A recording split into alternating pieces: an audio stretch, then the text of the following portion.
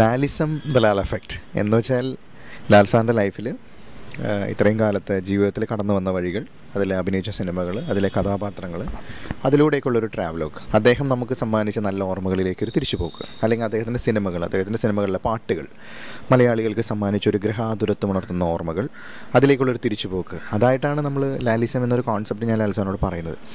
പക്ഷേ അതിനൊരു പ്രത്യേകതയുണ്ട്, ഒരേ സമയം ക്ലാസ്സും ഒരേ സമയം മാസും ആയിരിക്കും. എല്ലാത്തരം ആസ്വാദകരെയും തൃപ്തിപ്പെടുത്തുന്ന രീതിയിലുള്ളൊരു ഫോർമാറ്റിലായിരിക്കും ലാലിസം നമ്മൾ ഒരുക്കിയിട്ടുള്ളത്.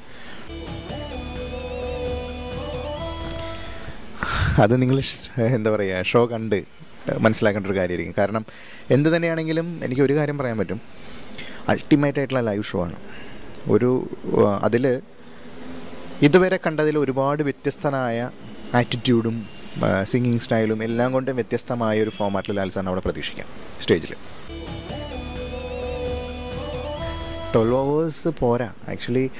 ഇപ്പം നിങ്ങൾ വന്ന സമയത്ത് നിങ്ങൾക്ക് കാണാൻ പറ്റിയിട്ടുണ്ടാവും. അതായത് അദ്ദേഹം ഇവിടെ പ്രാക്ടീസ് എന്ന് പറഞ്ഞു കഴിഞ്ഞാൽ 9 o'clock തുടങ്ങിയ പ്രാക്ടീസാണ്. ഇപ്പോഴും ഫുൾ എനർജിയിലാണ്. എത്ര ടൈം കഴിഞ്ഞാലും ഭക്ഷണത്തിനൊക്കെ ആകെ ഒരു ഹാഫ് ആൻ അവർ ബ്രേക്ക് മാത്രമേ എടുക്കുന്നുള്ളൂ. അത് അത്രയും ഫുൾ ടൈം പ്രാക്ടീസിൽ നിന്ന് നമ്മൾ ഉണ്ടാക്കിയെടുക്കുകയാണ് അത്. ആ ഒരു ഫീലും അദ്ദേഹത്തിനെ കൊണ്ട് പറ്റുന്ന ഒരു ലെവലിന് അപ്പുറത്തേക്ക് അതാണ് നമ്മൾ അതിനകത്ത് കൊണ്ടുവരുന്നത് ശരിക്കും. പക്ഷേ ഞങ്ങൾക്ക് അദ്ദേഹത്തിനൊരു നിർബന്ധം ഉണ്ടായിരുന്നു. അദ്ദേഹം ഇതുവരെ സ്റ്റേജുകളിൽ ഒരുപാട് പാട്ടുകൾ പാടിയിട്ടുണ്ട്, പല പല വേദികളിൽ. എല്ലാം ആസ്വാദകർക്ക് ഇഷ്ടപ്പെട്ട പാട്ടുകൾ തന്നെയാണ്. കാരണം അദ്ദേഹം പാടിയിട്ടുള്ള കുറച്ച് പാട്ടുകൾ സിനിമയിൽ പാടുന്നത് അതെല്ലാം ഹിറ്റ് പാട്ടുകളാണ്. അല്ലാതെ ഇന്ന് വരെ ലാൽ സാർ ഒരു പാട്ട് പാടിയത് ഹിറ്റാവാതെ പോയിട്ടില്ല.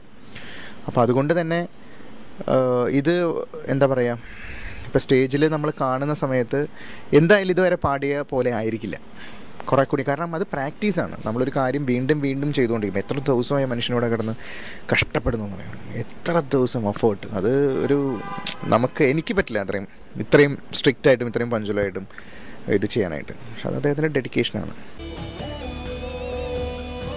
നമ്മളൊരു ലോങ് ടൈം ഫീൽ എന്നുള്ള ലെവലിലല്ല ലാലിസം ചെയ്തിട്ടുള്ളത്. ഒരു ലോകം മൊത്തം എല്ലാ സ്ഥലങ്ങളിലേക്കും ഒരു യാത്ര, ഒരു സംഗീതയാത്ര.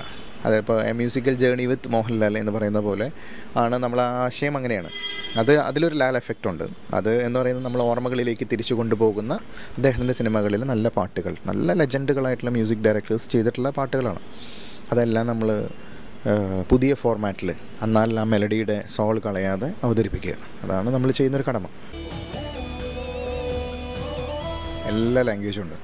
നമ്മൾ ശരിക്കും പറഞ്ഞാൽ ഇപ്പോൾ ആർക്കും അറിയില്ല എന്താണ് ഇന്ത്യ സിംഗിങ് എന്നുണ്ട് നമ്മൾ ഉദ്ദേശിച്ചിട്ടില്ല എന്നുള്ളത്. ശരിക്കും ഇന്ത്യ സിംഗിങ് എന്ന് പറയുന്നത് ഇന്ത്യൻ സിനിമയിൽ ഇതുവരെ ഇന്ത്യൻ സിനിമയിലെ ആദ്യത്തെ സിനിമയിലെ പാട്ട് എന്നാണ് ഇറങ്ങിയത് 1931 ആദ്യത്തെ പാട്ട് ഇറങ്ങിയത്, ആലമാര എന്ന സിനിമയിൽ. 50ഓളം പാട്ടുകളുണ്ടായിരുന്ന സിനിമയിൽ. ആ പാട്ടിൽ നിന്നാണ് നമ്മളുടെ സംഗീതയാത്ര തുടങ്ങുന്നത്. ഒരു കണക്കിന് സിനിമയ്ക്ക് ഇന്ത്യൻ സിനിമയിൽ സംഗീതങ്ങളൊക്കെ ഉണ്ടാകാനായിട്ടുള്ള നിമിത്തമായൊരു സിനിമ.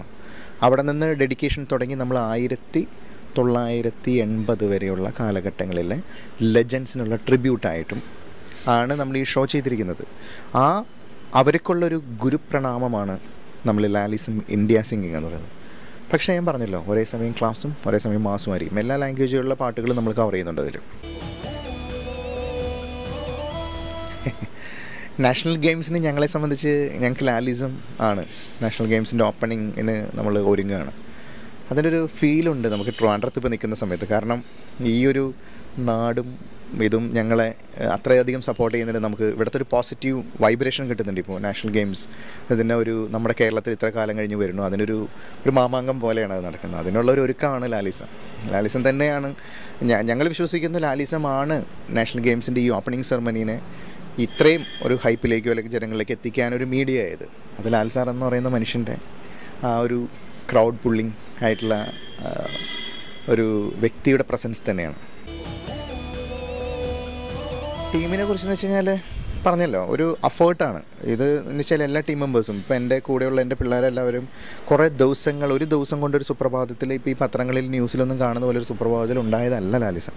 കഴിഞ്ഞ 1.5 വർഷത്തിന് മേലെ നമ്മൾ കഷ്ടപ്പെട്ടുണ്ടാക്കിയ ഒരു ആത്മാവുണ്ട് ലാലിസത്തിന്. നമ്മൾ ആ ഒരു ആശയം ഉണ്ടാക്കി ആ ആശയം എക്സിക്യൂട്ട് ചെയ്യണം. അദ്ദേഹത്തെ പോലെ മണിക്കൂറുകൾക്കും നിമിഷങ്ങൾക്കും വാല്യൂ ഉള്ള അദ്ദേഹത്തെ പോലുള്ള ഒരാളെ ഇതിലേക്ക് കൊണ്ടുവരിക എന്ന് പറയുന്നത് വലിയൊരു ടാസ്ക്കായിരുന്നു. അതുപോലെ തന്നെ അത് മുന്നോട്ട് കൊണ്ടുപോകുക എന്നുള്ളത്, അങ്ങനെ ഓണായാൽ തന്നെ നമ്മളത് കൊണ്ടുപോകണമല്ലോ. അപ്പോൾ അതിന് വേണ്ടിയിട്ട് ഞാൻ മാറ്റി വെച്ചിട്ടുള്ളത് എൻ്റെ സിനിമ കരിയർ തന്നെയാണ്. എനിക്ക് ഒരുപാട് സിനിമകളൊന്നും കഴിഞ്ഞ വർഷം ഒന്നും ചെയ്യാൻ പറ്റിയിട്ടില്ല. കാരണം സിനിമ എന്ന് പറയുന്ന ഒരു മാർക്കറ്റിംഗ് കൂടിയാണ്. നമ്മളുടെ സെൽഫ് മാർക്കറ്റിങ്ങിൽ നമ്മൾ ലൈവായിട്ട് നിൽക്കുമ്പോഴാണ് നമുക്ക് സിനിമകൾ ചെയ്യാൻ പറ്റുക. പക്ഷേ അതിനേക്കാളൊക്കെ ഞാൻ വിലമതിക്കുന്നു ഇദ്ദേഹത്തെ കൂടെയുള്ള പ്രസൻസ്. അതുപോലെ തന്നെ എൻ്റെ കൂടെയുള്ള പിള്ളേരെല്ലാവരും യങ്സ്റ്റേഴ്സ്, പുതിയ ആൾക്കാരാണ്, ടാലൻറ്റഡ് ആയിട്ടുള്ള ആൾക്കാർ. അവരെയും ലോകത്തിന് പരിചയപ്പെടുത്തുന്ന ഒരു ഷോ ആയിരിക്കും ലാലിസം. Thank you.